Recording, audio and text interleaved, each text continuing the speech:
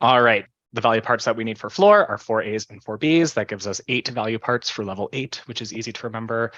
A's are worth 1/10, B's are worth 3/10. We have 4 special requirements at 5/10 each. So if they're missing a special requirement, you're going to subtract that from the start value. Level 8s have no bonus. We do have 5/10 off for any restricted elements that are performed in the routine.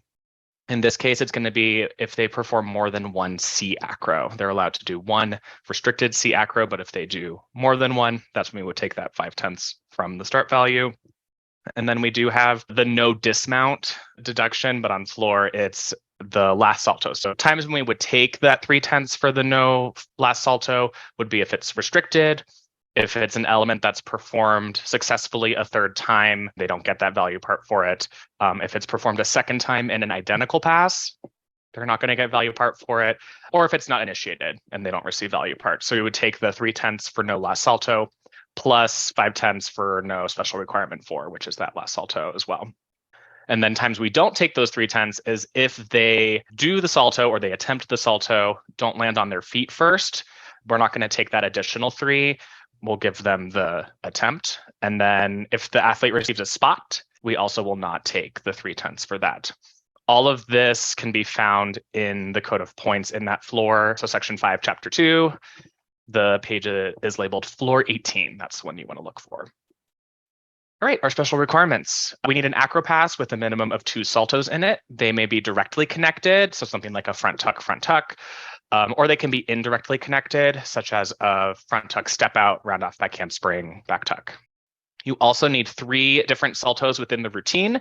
These cannot be aerials, so an aerial cartwheel does not count as part of those 3 different saltos.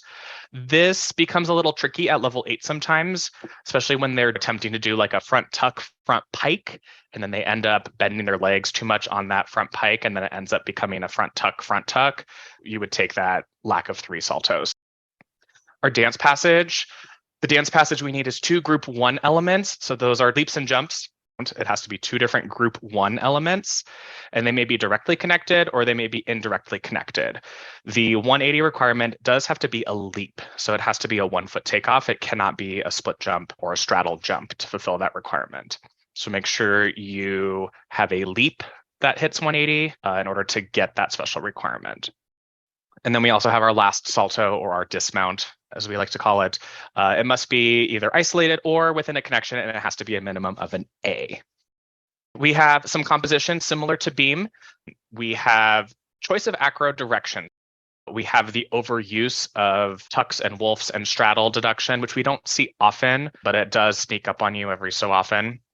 The big one for us on floor, we're looking for a B turn. So if they only do a full turn, or if a B turn, for whatever reason, gets devalued to an A turn, we would take that flat 2/10 for no B turn. And we have our up to the level acro, and we have up to the level dance, and we have our last salto up to the level as well. Those charts can be found in your code of points appendices. The last couple ones we have here, we have a flat 3/10 if you don't have a minimum of 3 A saltos within the routine. Obviously, if they do Bs, that's fine, but we need at least 3 A saltos within the routine. And then a lack of space up to 1. We have a few adjustments of execution. Now we have between a 0.1 and a 0.15 for a small or a medium step. So if it doesn't hit that 1 meter mark for the big 2/10 step, you would take that 1.5. The squat on the landing. So we're looking for hips lower than the knees. So just be mindful, we're looking for the center of that hip bone, not necessarily the bottom of their hamstring muscle. We're looking right in the center of the hip. If there is a deep squat and then a fall, we're taking both the deep squat and the fall. If a coach gets on the floor area, the chief deduction is going to be 3. It used to be 5, now it's 3. Coaches are allowed to go onto the floor to remove a mat, or if they go to remove something that could be dangerous. So if something fell off the athlete that could be sharp and could injure them if they were to step on it or tumble on it, a coach is allowed to do that for no deduction. But going on to the floor to spot, you would definitely take that 3/10 chief judge deduction.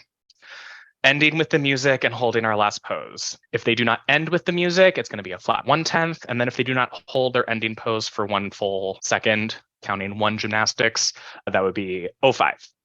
All right, some of the major execution we're going to be looking for. Salto height is up to 3/10. The exactness of the position, whether it's a tuck or a pike or a layout, that's up to 2. Incomplete twists are up to 2. Bent legs up to 3, bent arms up to 3. And then if an athlete does not open or extend from their tuck or pike shape prior to landing, that's also up to 3. Within our dance value parts, we have up to 2 for height. Insufficient split is up to 2.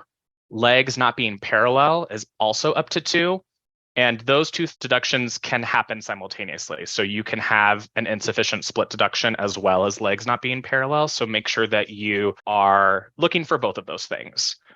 We have incomplete turns. And then, of course, we have our bent leg deduction that we would take on our acro. We can also take it on dance as well. On floor, just like beam, we also have these general throughout deductions. So we have our artistry, a 10th in each of the categories for quality of movement, overall expression, as well as choreography. Up to the 2/10 for dynamics, up to 2/10 for variety and rhythm. Musicality, we want to have the ups and downs, the ebbs and flows that go with the music. We want the athlete to perform those as well. We also have up to 3/10 for footwork and up to 3/10 for overall body posture on non-value parts. Some clarifications regarding elements: leaps, which are a 1-foot takeoff, and jumps, which are a 2-foot takeoff. If they have the same number, they are considered different elements. So a split leap versus a split jump, those are 2 separate elements. And then leaps and hops and jumps with a different number of degree of turn at the half are considered different elements. So either a half turn, a full turn, a 1.5. And then a quick reminder that that special requirement for the dance passage, it has to be a leap. So the example below, we have a wolf jump and a straddle jump. If we had that as our dance passage, it would not get special requirement credit for that because both of those are jumps from 2 feet. We need something from a 1-foot takeoff, which is a leap. And that concludes the rapid review for Level 8 floor. Thank you, Eric.